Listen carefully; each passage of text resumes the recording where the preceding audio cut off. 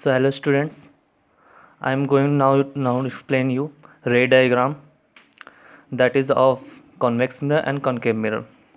So before going to start the main ray diagram for convex mirror or concave mirror, I am explaining here some basic terms, that is you have seen.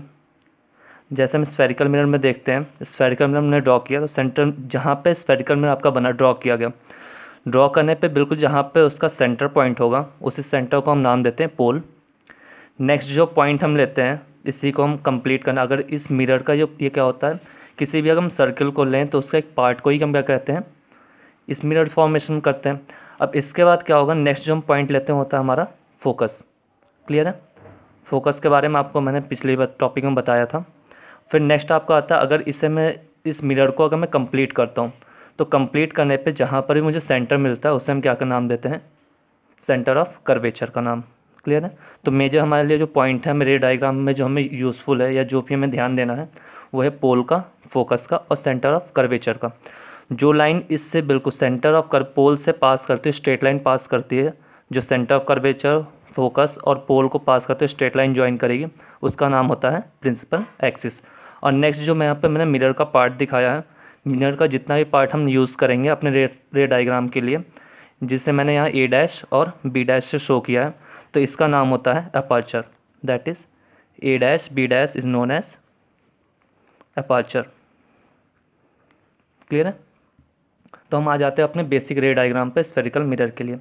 सबसे पहला जो case मैंने लिया है वो है ray parallel to principal axis. अगर कोई रे प्रिंसिपल एक्सिस के पैरेलल है, अब यहाँ पे मैं दोनों डायग्राम साथ में लेकर चलूँगा, कॉनकेव मिरर के लिए भी और कॉन्वेक्स मिरर के लिए भी। तो सबसे पहले मैंने यहाँ कॉनकेव मिरर ड्रॉ किया। कॉनकेव मिरर के बारे में आपको पता है, इसके जो रिफ्लेक्टिंग सरफेस होता है वो इनवर्ड होता है और कॉन्वेक्स मिरर के लिए रिफ्लेक्टिंग सरफेस आउटवर्ड होगा। तो सबसे पहला जो केस है वो रे लेना है मुझे प्रिंसिपल एक्सिस के पैरेलल। प्रिंसिपल एक्सिस के पैरेलल जब मैंने रे को यहाँ पर ड्रॉ किया तो रे ड्रॉ करने के बाद वो फोकस से पास करेगी। क्लियर है? ठीक है। इसी तरह अगर हम कॉन्वेक्स मिरर की बात करें तो कॉन्वेक्स मिरर में जब रे पैरेलल प्रिंसिपल एक्सिस के पैरेलल होगी तो वो भी पास करी। पास करने के बाद अगर मैं रे को यहाँ पे आउटवर्डली यहाँ पर एक्सटेंड करूँ तो जाके कहीं ना कहीं फोकस पर मिलती है। क्लियर है?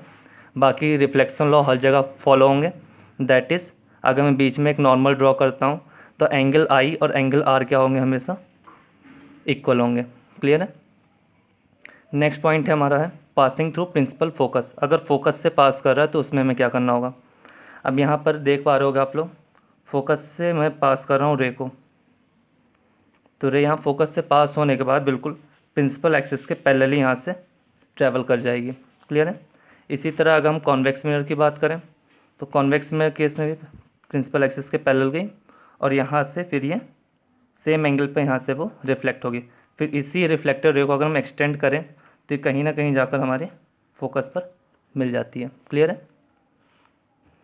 नेक्स्ट पॉइंट मैं लेता हूँ, that is passing through centre of curvature. अब सेंटर ऑफ कर्वेचर से कोई लाइन पास कर रही है, कोई स्ट्रेट लाइन हमारे पास है, तो इसमें क्या होगा, जैसे हम यहाँ से पास करेंगे तो जिस भी लाइन से आ रही है, जिस भी एंगल से आ रही है, सेम एंगल पर ये रिफ्लेक्ट हो जाएगी। दैट मीन्स जिस भी पाथ फॉलो करता हुआ आ रहा था उसी पाथ पे वो रिटर्न बैक हो जाएगा। क्लियर है? कॉनकेव मिरर के लिए। नेक्स्ट हम बात करते हैं कॉन्वेक्स मिरर के लिए। कॉन्वेक्स मिरर के केस में भी क्या होगा, सेम पाथ वही होगा, जिस भी पाथ से आ रहा होगा उसी पाथ पर वो रिटर्न चला जाएगा। इसी रे को हम एक्सटेंड करेंगे तो कहीं ना कहीं वो सेंटर ऑफ कर्वेचर पर मुझे दिखेगा वो रे। लास्ट है इसमें पासिंग थ्रू पोल। अगर पोल से कोई लाइट यहाँ पे लाइटें इंसिडेंट कराई जाए तो पोल पे इंसिडेंट कराएंगे तो सेम एंगल पर यहाँ से वो रिफ्लेक्ट हो जाएगी। That is angle I equals to angle R. Clear है? फिर नेक्स्ट बात करते हैं इसी तरह कॉन्वेक्स मिरर के केस में भी। तो कॉन्वेक्स मिरर के केस में भी सेम रूल फॉलो होगा, रिफ्लेक्शन का law. That is angle I equals to angle R, that is वो पोल से ही वो रिफ्लेक्ट हो जाएगा सेम एंगल पर। अब हमें ध्यान क्या रखना है, जितने भी पॉइंट्स मैंने आपको बताए हैं ये चारों पॉइंट प्रिंसिपल एक्सिस के लिए जो आप देख पा रहे हो, parallel to principal axis, passing through principal focus. हमें ध्यान क्या रखना है यहाँ पर कि जब भी हम रे डायग्राम बनाएंगे या आगे इमेज फॉर्मेशन जब करेंगे तो जब हम प्रिंसिपल एक्सिस को लाइट हम ड्रॉ करेंगे तो फोकस से पास करेगी। इसी तरह अगर फोकस से हम ड्रॉ करेंगे तो प्रिंसिपल एक्सिस को पैरेलल ट्रैवल करेगी। सेंटर ऑफ कर्वेचर के लिए बिल्कुल सेंटर ऑफ कर्वेचर से ही पास कर जाएगी, और पोल के लिए वहाँ से सेम एंगल पर वो रिफ्लेक्ट कर जाएगी। क्लियर है। नेक्स्ट बात करते हैं हम इमेज फॉर्मेशन के लिए। अब इमेज फॉर्मेशन सबसे पहला इसमें केस है कॉनकेव मिरर का। अब पहला हमने सबसे फर्स्ट ऑब्जेक्ट यहाँ पर लिया है at infinity, that is at infinity. Infinity पे अगर कोई ऑब्जेक्ट है यहाँ पर हमारे पास जिससे हम नाम देते ए से ए और बी का नाम, तो यहाँ से जब हम लाइट को ड्रॉ किए, लाइट का इंसिडेंट कराएं, तो प्रिंसिपल एक्सिस के पैरेलल गई एक लाइट, वो कहाँ से पास करेगी, प्रिंसिपल फोकस से। क्लियर है। इसी तरह सेकंड जो इसके ऑब्जेक्ट की बल्ज होगी वहाँ से निकलते हो ये भी कहाँ पास करेगी, फोकस पे। तो दैट इज़ हमारा इमेज कहाँ पर बनेगा, एट फोकस। क्लियर है। और जो हमेशा इमेज का जो साइज होगा, इमेज साइज क्या होगा, पॉइंट ऑब्जेक्ट। क्लियर है। तो ये होगा हमारा फर्स्ट केस। सेकंड केस पे आ जाइए। बियॉन्ड सी, जब ऑब्जेक्ट को हम कहाँ रख रहे हैं, सेंटर ऑफ कर्वेचर से पीछे रख रहे हैं, तो उस केस में क्या होगा। सबसे पहले हम लाइट यहाँ से ड्रॉ किए, एक तो हमारी जाएगी प्रिंसिपल एक्सिस के पैरेलल, और नेक्स्ट हमारी जाएगी सेंटर ऑफ कर्वेचर से पास करती हुई। क्लियर है। अब सेंटर ऑफ कर्वेचर से जो लाइट जाएगी वो सेम उसी एंगल पर जिससे गई थी वहीं पर वो रिफ्लेक्ट हो जाएगी, और नेक्स्ट हमारा जो दूसरा प्रिंसिपल एक्सिस से गया वो कहीं ना कहीं फोकस से पास करेगा, तो हमें इमेज यहाँ पर मिलेगा सेंटर ऑफ कर्वेचर और फोकस के बीच में। तो यहाँ पर क्या हुआ, इमेज जो हमारा बना वो कहाँ बना, बिटवीन सी एंड एफ, और इमेज की जो साइज होगी वो ऑब्जेक्ट से छोटी होगी, स्मॉल एज ऑब्जेक्ट। ठीक है, ऑब्जेक्ट से हमारा छोटा बनेगा यहाँ पर। थर्ड केस लेते हैं यहाँ पर।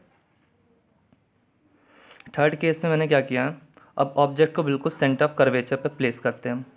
क्लियर है। इसको किस सब में हम किसी को नाम दे सकते हैं, और इमेज को, ऑब्जेक्ट को ए बी से और इमेज को ए डैश बी डैश से।